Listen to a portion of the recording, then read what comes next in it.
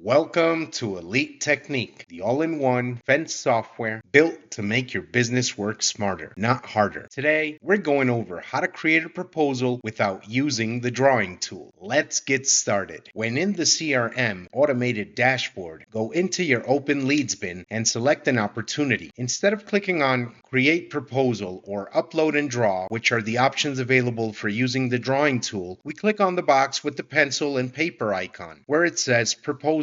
Since we're creating this proposal from an open lead/opportunity, we already have all the customer's information and even some more hints on the job. We also have, but can change if we want, the proposal expiration date, the day the proposal was created, the exact price lists we want to use, and the payment terms that we had set when we created the contact/customer. What we're going to do manually is add every product that we need line by line or every section in the same fashion. When adding products, you can also include the quantity and the unit price. When adding a section, you may choose to display the name of the section and or the subtotal. It's really important to note that one of your products has to be the labor cost in order for the labor cost to pull into the proposal when estimating the BOM or bill of materials. Labor cost, as I just said, needs to be first have been created as a product in the system before you can incorporate it into a labor cost template or a materials quotation template. Just like when we use the drawing tool, we still have to choose the breakdown view option and satisfy the checklist. After all this is done, we estimate the BOM and send the proposal via email, all within Elite Technique. Just like if you had utilized the drawing tool to create your proposal and have the system do all the calculations automatically for you. Thank you very much.